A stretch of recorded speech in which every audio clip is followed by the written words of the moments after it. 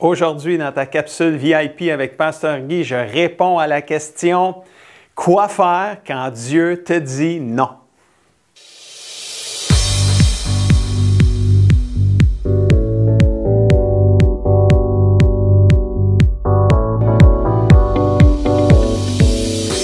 Bonjour mon ami et bienvenue à ta capsule VIP.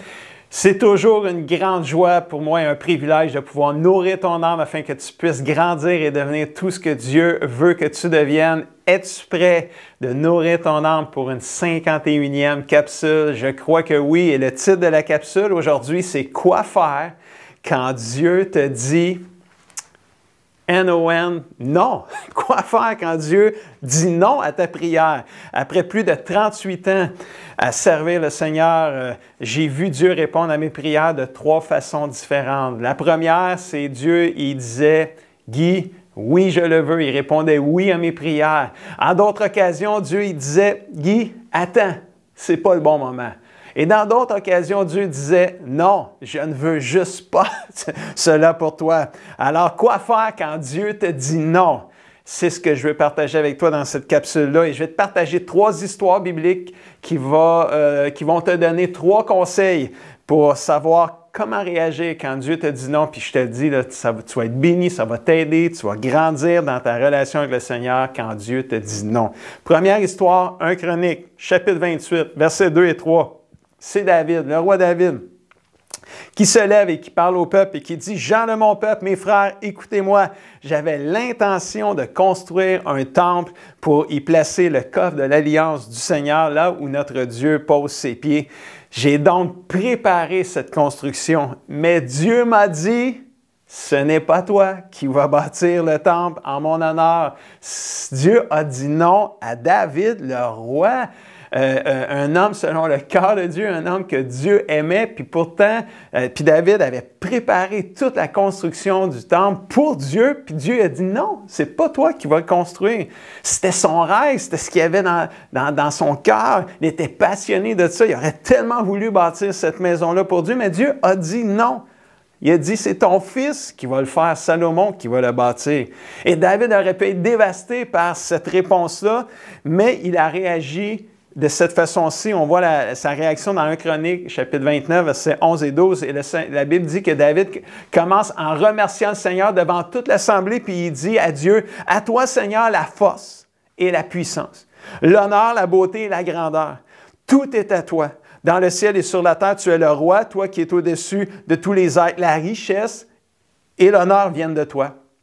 C'est toi qui es le maître de tout. » Ça, c'est vraiment très bien dit. Alors que Dieu vient d'y dire non, vient de dire, c'est pas toi. David, il commence à louer Dieu, puis il dit, c'est toi le maître de tout. C'est comme j'ai confiance en toi. Si tu te dis non, OK, c'est correct. Tu possèdes la force et la puissance. Grâce à toi, tout grandit et devient fort. Quand Dieu te dit non, premier conseil, prie comme David vient de le faire. Prie comme David vient de nous le montrer. David a fait une prière pleine d'humilité et d'adoration envers son Dieu.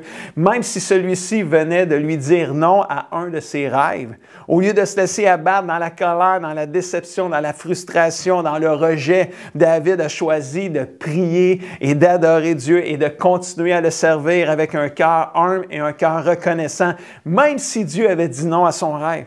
Quelle belle leçon de vie pour toi et moi aujourd'hui. Quand Dieu te dit non, prie. Va parler à ton Dieu. C'est tellement important. Et la fin de la prière de David, dans 1 Chronique 19, chapitre 29, verset 19, est super bonne. Il dit, « Seigneur notre Dieu, donne à mon fils Salomon un cœur entièrement prêt à respecter tous tes commandements, tes enseignements et tes lois et à leur obéir.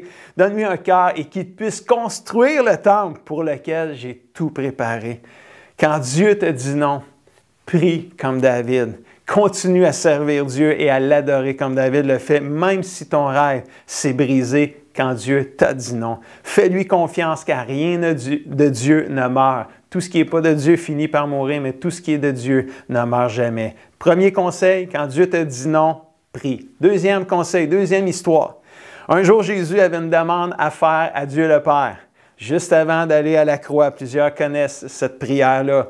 Il avait une demande légitime et tout à fait honnête et tout à fait vraie. Si on s'était mis dans les pieds de Jésus-Christ, on aurait sûrement fait la même demande que lui. Alors, lisons sa demande ensemble dans Marc chapitre 14, verset 36, première partie du verset. Jésus parle à Dieu le Père et il dit « Abba », on va dire « Cher Papa Père, pour toi, tout est possible. S'il te plaît, éloigne de moi cette coupe de souffrance, la croix, toute la souffrance qui venait avec. » Jésus a fait cette demande-là et il déclare même que tout est possible pour Dieu le Père. Éloigne de moi la souffrance, Papa Céleste, éloigne de moi tout ce qui vient avec. Et la suite du verset est vraiment étonnante et impressionnante parce qu'avant même de laisser Dieu le Père répondre, Jésus répond et donne la réponse pour lui. Et dans Marc 14, deuxième partie du verset 36, ça dit, après avoir dit, Seigneur, éloigne de moi la souffrance, la coupe, etc., la croix. Cependant, Jésus dit au Père qu'il arrive non pas ce que moi je veux, mais ce que toi tu veux. Wow, quand Dieu te dit non, non seulement prie comme David, comme on a vu tantôt, mais deuxièmement, obéis comme Jésus a obéi. Wow! Jésus savait qu'il devait passer par la souffrance de la croix. Il savait, là. Mais tu voyais que dans son cœur, c'était dur humainement de pouvoir parce que Jésus était Dieu et homme aussi. Fait qu'humainement, on voit là, de demander à Dieu, éloigne-moi de cette coupe de souffrance-là, c'est parce que c'était difficile pour lui à vivre. Mais il savait qu'il devait passer par là pour sauver le monde de ses péchés. Il savait que sa demande aurait été refusée. Anyway, que Dieu lui aurait dit non parce que c'était ça que Dieu voulait. C'était le chemin qu'il devait aller. C'est pour cela qu'il a dit non pas ma volonté, mais la tienne. Alors quand Dieu te dit non, c'est probablement parce que c'est sa volonté. Alors, quand Dieu te dit non, obéis comme Jésus, accepte le nom de Dieu, N-O-N, le nom de Dieu comme étant sa volonté pour ta vie. S'il dit non, c'est parce que c'est probablement ce qui est mieux pour toi. Et des fois, quand on se fait dire non tout de suite, on réalise pas toujours le pourquoi. On pense que c'est pas correct, on pense que Dieu il est injuste, mais Dieu il est jamais injuste, il est parfait. C'est nous qui sommes imparfaits, on ne comprend pas toujours. Et des fois, c'est des semaines, des mois et des années plus tard qu'on réalise « Hey, merci Seigneur d'avoir dit non. » Wow, là, je réalise pourquoi tu m'as dit non. Combien de fois dans ma vie ai-je entendu Dieu me dire non? Oh, plusieurs fois, c'est arrivé là, dans les 38 dernières années. À chaque fois que Dieu m'a dit non, ma vie changeait. C'est pas compliqué. Ma vie changeait puisque j'apprenais à faire confiance à Dieu qui venait de me dire non. Dieu me disait non, là, je devais aimer Dieu pareil. Il me disait non, je devais y faire confiance pareil. C'est facile de dire aimer Dieu puis lui faire confiance quand il dit oui à tout ce que tu lui demandes. Hey, il est fin Dieu, il est gentil. Mais quand il dit non, es-tu capable de dire il est fin, Dieu, il est gentil. Hein? Ça se dit moins bien. Hein? Ça se dit pas vite de même. Hein? Hey, Dieu, tu m'aimes-tu encore? J'ai-tu fait de quoi de pas correct? Puis là, tu me punis, tu m'en veux-tu? C'est les réactions qu'on a. Quand Dieu te dit non, c'est parce que c'est sa volonté. Obéis comme Jésus a fait. Troisième conseil. Une autre histoire. 2 Corinthiens, chapitre 12, verset 7. Là, on parle de l'apôtre Paul. Puis c'est l'apôtre Paul qui comme dit ça. Puis il dit d'ailleurs, parce que ces révélations était extraordinaire. Paul recevait des révélations par le Saint-Esprit de Dieu, du royaume de Dieu, de l'Église. Puis on a 13 livres sur 27 dans le Nouveau Testament de l'apôtre Paul. Parce que ces révélations étaient extraordinaires, disait Paul, pour me garder de l'orgueil, Dieu m'a imposé une épreuve qui, telle une écharde, tourmente mon corps. Elle me vient de Satan qui a été chargé de me frapper pour que je ne sois pas rempli d'orgueil. Oh, c'est quelque chose, il y a du stock là-dedans. Là. Paul est éprouvé dans son corps. Il est tourmenté là, dans son corps. Le mot « écharde » ici évoque l'idée de douleur, de souffrance, d'infirmité physique. Cette épreuve, on le voit, est attribuée à une activité satanique, permise, mais limitée par Dieu. En même temps, cette épreuve-là a été donnée à Paul pour le préserver de tomber dans l'orgueil à cause des nombreuses révélations extraordinaires qu'il avait reçues de Dieu. L'épreuve gardait Paul totalement dépendant de Dieu et de sa grâce. Et dans cette épreuve douloureuse, Paul a quand même fait ce que tout chrétien fait quand ça va mal, quand il est malade, quand il souffre. Qu'est-ce qu'on fait quand on souffre? Ben oui, c'est vrai qu'on se plaint souvent, là, mais ce qu'on finit par faire, c'est quoi? Prier. Et Paul, c'est ce qu'il a fait. Il a prié. Puis dans 2 Corinthiens 12, 8, il a prié. Puis la Bible dit 3 fois, Paul, il dit, j'ai supplié le Saint, c'est même pas prié, j'ai supplié le Seigneur d'éloigner cette écharpe, cette souffrance-là, de me guérir finalement. Et il a supplié Dieu de le guérir. Puis là, tu te dis, mais quelle était la réponse de Dieu face à une demande comme de Paul, l'homme de Dieu, l'homme qui est en train de révolutionner le royaume de Dieu sur la terre, là, qui est en train de faire une énorme différence là, sur la terre. Et Paul qui a encore de l'impact aujourd'hui, tu te dis, Jésus, Dieu va te guérir après une demande comme ça. Tu vois, Paul, il est tellement extraordinaire. Dieu ne peut pas refuser à Paul une telle demande, là, tu sais. Paul a tellement été fidèle à ce que Dieu ne pouvait pas y refuser ça. Bien, regardez la réponse de Dieu dans 2 Corinthiens 12, verset 9, première partie. Paul, il dit, « Quand j'ai demandé à Dieu, éloigne de moi la souffrance, l'écharpe, guéris-moi, Dieu m'a dit, ma grâce te suffit. Wow. Car ma puissance s'accomplit dans la faiblesse. Quand Dieu te dit non, prie comme David, obéis comme Jésus, mais troisièmement, accepte sa grâce comme Paul l'a accepté. Dieu a dit non à la prière de Paul. Il lui a dit, ma grâce te suffit. La grâce de Dieu, c'est la présence de Dieu, sa faveur, sa puissance agissante en toi. C'est une force surnaturelle donnée à ceux qui prient le Seigneur. Ce que le Seigneur nous dit, ce que le Seigneur donne plutôt, suffit pour supporter la souffrance et nos échardes dans la chair, si on peut dire comme ça, nos moments difficiles qu'on peut vivre. Comme on vit dans la COVID présentement, dans la pandémie, il y a une grâce de Dieu disponible pour toi, pour pouvoir traverser ce que tu es en train de traverser. Quelle fut la réaction de Paul quand Dieu lui a dit « Non, ma grâce te suffit ». Je ne réponds pas, je dis non à ta demande, mais ma grâce est là pour toi. Et Paul, il dit, regardez ça, c'est capoté. Moi, j'aime Paul, c'est super bon. 2 Corinthiens 12, deuxième partie du verset 9 et 10.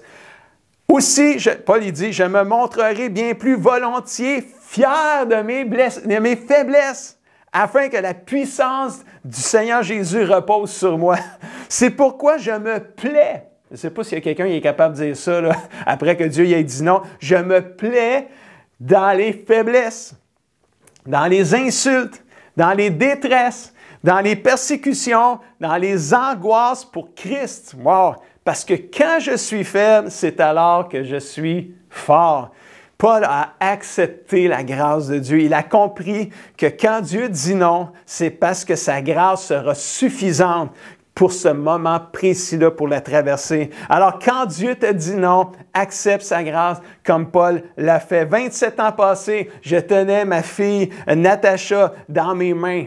Elle venait de sortir du ventre de ma femme Lynn, là, puis je la tenais, après 9 mois de grossesse, je la tenais, ma fille Natacha. Mais ce que vous ne savez pas, c'est que Natacha, elle est morte tout juste avant que Lynn l'accouche. Elle est morte dans la journée là, avant que Lynn l'accouche. Et quand elle a sorti du ventre de Lynn, je l'ai pris dans mes bras. Lynn l'a pris, on l'a pris pendant une couple d'heures. Elle était dans mes mains, là. Et je pleurais à chaudes larmes parce qu'elle était morte dans mes mains. Et je priais, et puis je priais même pas, je suppliais Dieu. Seigneur, fais-la revivre. Seigneur, donne-lui la vie. Seigneur, fais-la revivre. Puis moi, puis Lynn, on pleurait. Puis on l'avait dans les mains, puis on y imposait les mains. Il n'y a rien qu'on n'a pas fait. Seigneur, puis à un moment donné, on a compris. Dieu a dit non. Oh! J'ai pas eu la même réaction que Paul, ma grâce te suffit. Wow, je me plais dans la souffrance. J'ai pas dit ça tout de suite. Jusqu'au moment où j'ai accepté de dépendre de sa grâce. C'est à partir de ce moment-là que j'ai vécu ce que Paul a vécu quand il dit « c'est quand je suis faible que je suis fort ». Là, je l'ai compris. La journée où j'ai accepté la grâce de Dieu. J'ai dit « OK, j'ai accepté le nom de Dieu ». J'ai dit « OK, tu vas m'aider, Seigneur. Là, tu vas me donner la grâce de supporter ça. » Et Dieu l'a fait, mes amis. Dieu l'a fait, mon ami. Oh, hallelujah. Ça ne peut pas arriver à moins d'accepter la grâce. En terminant, quand Dieu te dit non à ta demande, ta prière ou ta supplication, tu es encouragé à faire 3 choses. Prie comme David. Prie comme David, mais continue à servir Dieu. Arrête pas de servir, continue à servir Dieu, parce que Dieu n'a pas fini d'agir dans ta vie. Deuxièmement, obéis comme Jésus. Accepte le nom de Dieu comme étant la volonté de Dieu. Parce que quand tu obéis comme Jésus à un nom de Dieu, tu accomplis la volonté de Dieu comme Jésus l'a fait, même si des fois c'est difficile. Troisième, accepte sa grâce comme Paul l'a fait parce que la puissance de Dieu s'accomplit dans ta faiblesse. Si tu mets en pratique ces 3 conseils-là, tu seras changé, tu seras fortifié au lieu d'être abattu, découragé, frustré ou déçu, même quand Dieu te dit non. Laisse-moi prier avec toi en terminant. Papa Céleste, je veux te prier pour mon ami qui peut-être traverse un moment difficile présentement, peut-être qu'il traverse de lourdes épreuves, Seigneur, qui l'abattent, Seigneur, qui le découragent complètement. Père, je prie, Seigneur.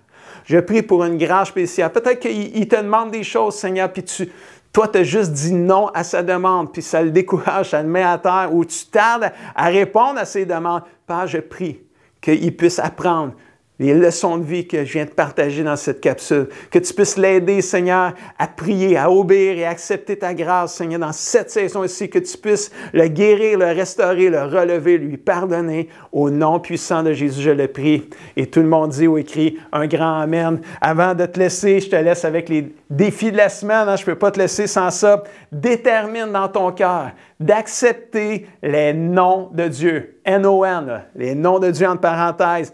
Détermine d'accepter les noms de Dieu. Prie, obéis, accepte la grâce de Dieu. Fais-lui entièrement confiance. Lis, médite et pratique tous les versets de cette capsule.